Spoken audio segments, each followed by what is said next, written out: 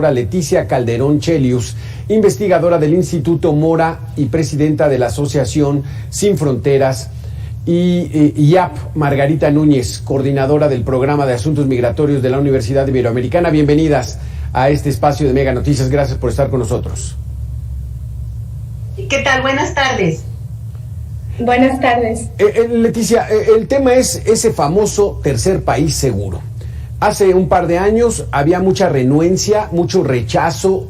No querían serlo el gobierno mexicano, este tercer país seguro, que formalmente no lo es, pero en los hechos prácticamente somos ese tercer país seguro. ¿Qué es eso, Leticia Calderón?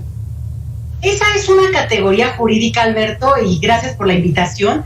Es una categoría jurídica que supone que el país que es nombrado así, tercer país seguro, recibe un financiamiento de países que son generalmente los destinos de los migrantes, y que a su vez hace como país que contiene, que retiene y que impide que la gente llegue a ese destino. Entonces, de alguna manera cobra, vamos a decir, por recibir esa gente.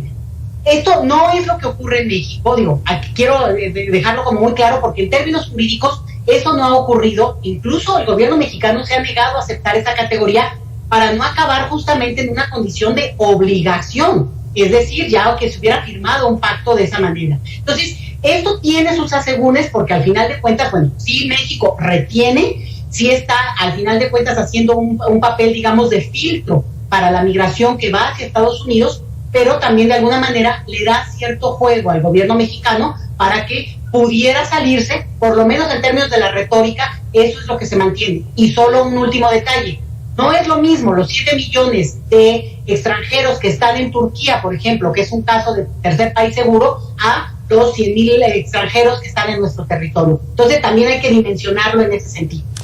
Es por eso entonces, Margarita, que el gobierno de México, el canciller, dice no, es que nosotros no somos ese tercer país seguro, para no formalizarlo y entonces tener la posibilidad de que si Estados Unidos regresa a esos migrantes, pues también México los regrese a su país de origen. Pues sí, efectivamente el gobierno mexicano ha negado aceptar algún acuerdo del tercer país seguro con Estados Unidos desde hace ya varios años. Han sido muy enfáticos en eso. Y sin embargo, lo que sí pasa de facto es, y eso pasa por la situación en la que estamos actualmente de pandemia, pero a partir también de otras políticas que vienen de años anteriores, ¿no? Es que México de una cierta manera recibe a personas que son solicitantes de protección internacional en Estados Unidos. Se daba hace ya varios años, a partir del proceso que se implementó a través de listas de espera de solicitud de asilo en las ciudades fronterizas del norte, para que las personas pudieran de una manera pues más controlada entrar a Estados Unidos a solicitar asilo. Después se dio la recepción de personas solicitantes de asilo bajo el programa Quédate en México o MPP, que actualmente está en una disputa si se vuelve a reinstalar o no se vuelve a reinstalar.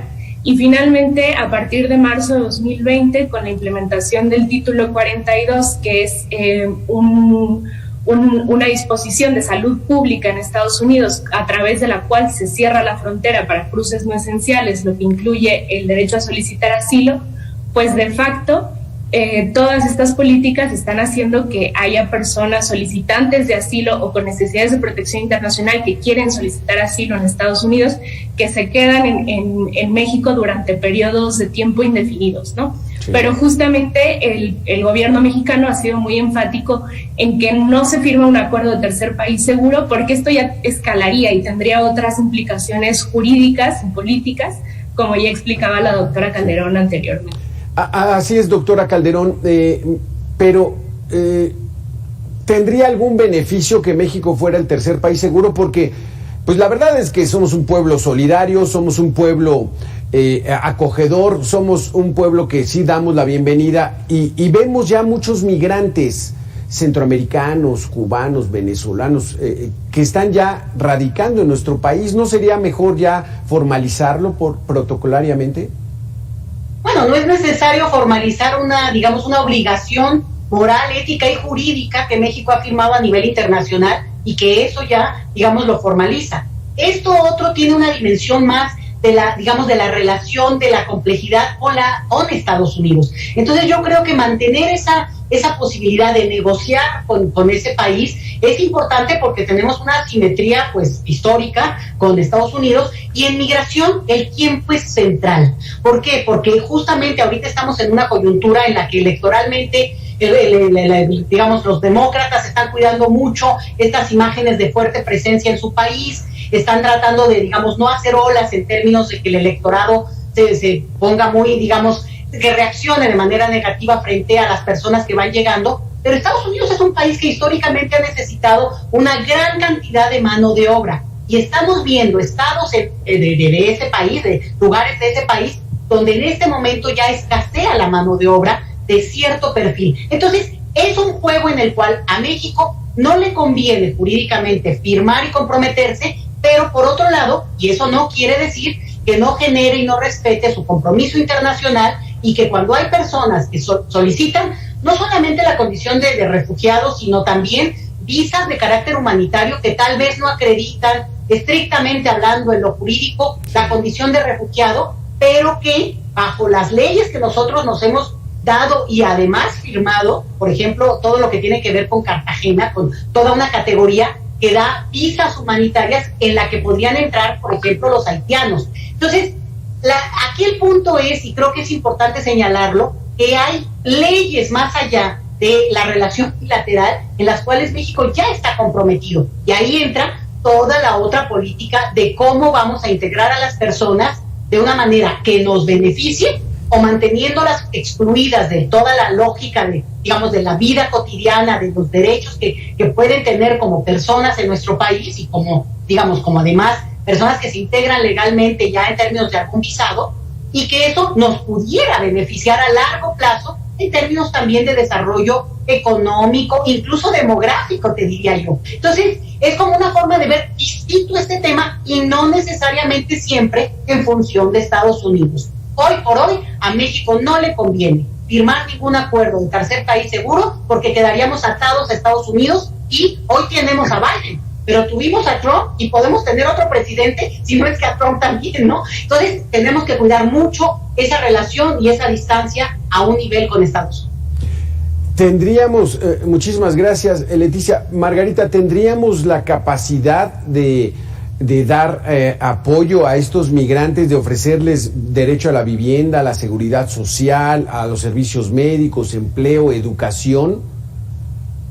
Claro que sí, justamente como lo decía la doctora Calderón ya, realmente estamos en una situación en la que las personas hoy por hoy ya están en México.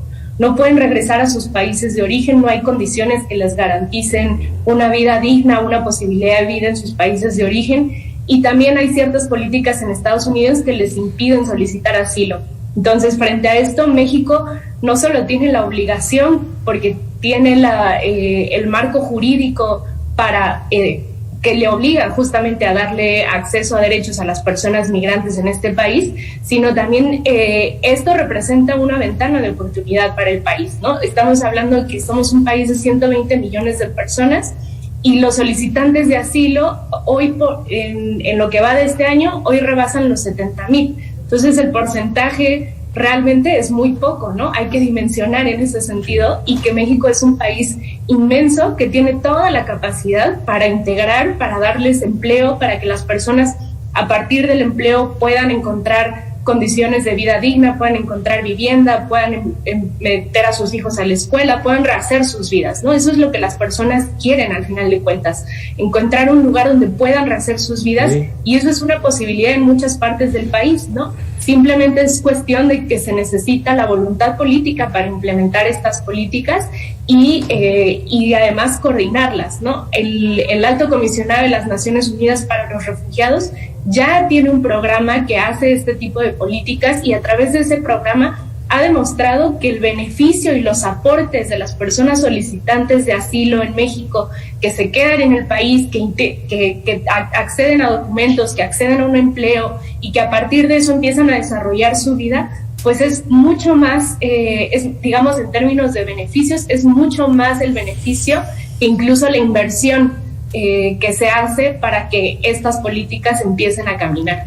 Híjole, Margarita y Leti, aquí hay que agregar otros elementos. Muchos de esos migrantes quieren llegar a Estados Unidos porque la situación económica les favorece mucho más. Y todavía tenemos nosotros la situación de que muchos mexicanos siguen yéndose hacia los Estados Unidos para mejorar su condición de vida. Mira, yo creo que es un momento muy complicado, eso es verdad, y además el reportaje que ustedes presentaban antes de que entráramos nosotras era de un retorno, una deportación forzada que implica que las personas mexicanas que ya estaban viviendo en Estados Unidos están siendo en un número importante regresadas, digamos, fuera de su deseo, de su voluntad a nuestro país, y eso implica también una política de recibimiento de parte de nuestro país hacia sus propios mexicanos que emigraron. Entonces, es un escenario complejo. México lo tiene, geografía es destino, y esta ha sido nuestra historia desde hace más de 120 años, no 150 años. ¿Qué quiero decir con esto? Que sí tenemos como que políticas diferenciadas para la diferencia entre el tipo de flujos. Eso hay que tenerlo por un lado. Tenemos ya una normatividad que nos permite echar a andar una serie de cosas. Y yo quiero agregar algo a lo que decía Margarita. Mira, más que darle a las personas, porque si no se genera todo este discurso de es que les dan a ellos y no les dan a los... No, es no negar. Porque el principio de los derechos humanos implica que las personas migrantes, como ocurre con los mexicanos cuando llegan a otro país, puedan acceder a los beneficios que su condición de personas les da. Ahora, ahí entra toda la condición de que si no arreglan sus documentos, y bueno, ese es otro canal, pueden llegar a ser deportados, como lo estamos viendo y yo decía con el caso mexicano. Pero en el caso de los extranjeros que radican en nuestro país, que acceden a un documento, que es lo que quieren y que quieren estar de manera legal además, fíjate, en lugar de impedirles, por ejemplo, trabajar, es gente muy productiva que finalmente se puede integrar al mercado laboral y por tanto dejan de ser carga social, porque trabajan, porque producen, porque aportan. Y entonces es una forma diferente de verlo. Obvio, una persona que está en esas condiciones en algún momento requiere algún servicio, pero no se nos debe de olvidar que además nos beneficia. ¿En qué sentido? La mayoría de los flujos migratorios en el mundo, y esto incluye a los mexicanos, son gente joven y por tanto en su mejor momento de vida productiva. Y no deberíamos de descartarlo, porque México entra ya a una recta de envejecimiento y en 10 años vamos a estar llorando porque lleguen migrantes a nuestro país. Sí. Y la última cosa, como tú bien dices, bueno, ¿en qué escenario, cómo nos movemos antes, digamos, un país que al mismo tiempo expulsa gente, un país que recibe a la gente que regresa y en el cual la capacidad económica que hay, pues también se complica, pero no lo podemos ver como tan inmediato, porque inmediato estamos saliendo, afortunadamente ya en un decline del tema de la pandemia, que ahí va ya con cierto control, afortunadamente, pero al final de cuentas, para echar a andar este país, necesitamos que todos, incluidos los que desafortunadamente están retornando, o los que deciden quedarse con nosotros, aunque, y tienes razón, y con esto cierro, pues sí, muchos de esos al final, la verdad es que querían ir a Estados Unidos, no a México, pero a lo mejor se los ganamos a Estados Unidos y creo que es una forma diferente de ver todo este tema. Leti, y esta sería pregunta ya para Margarita para cerrar este espacio tan interesante.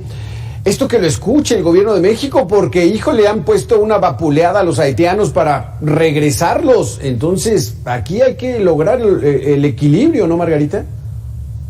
Sí, claro que sí, y creo que hay que escuchar a las propias personas, porque lo han dicho, ¿no? Si estudiáramos un poquito más qué es lo que las motiva a llegar acá, por ejemplo, vemos que son personas que estuvieron ya viviendo varios años en países como Chile o como Brasil, pero que justamente se les negó el acceso a una regularización migratoria, y ante no tener documentos, y con eso todos los obstáculos que se derivan de vivir sin documentos, no poder acceder a un empleo formal, etcétera, etcétera, pues lo que hacen 5, 6, incluso 10 años después es intentar otro destino, ¿no? Entonces hay que ver hacia atrás y ver la experiencia de las propias personas, qué es lo que las trajo aquí para a partir de eso poder pensar en políticas que aprovechen justamente el aporte en términos económicos, en términos sociales, en términos culturales que traen las personas, y a partir de eso implementar políticas que respeten y garanticen los derechos humanos de las personas, y México sale beneficiado de esto, ¿no? Claro. la lógica de competencia en la migración es un mito. Realmente las personas al aportar enriquecen, claro, ¿no?, a las sociedades, como ya lo decía Leticia. Leticia Calderón, presidenta de la Asociación Sin Fronteras, y Margarita Núñez, Programa Migratorio de la Universidad Iberoamericana. Me quedo con esto.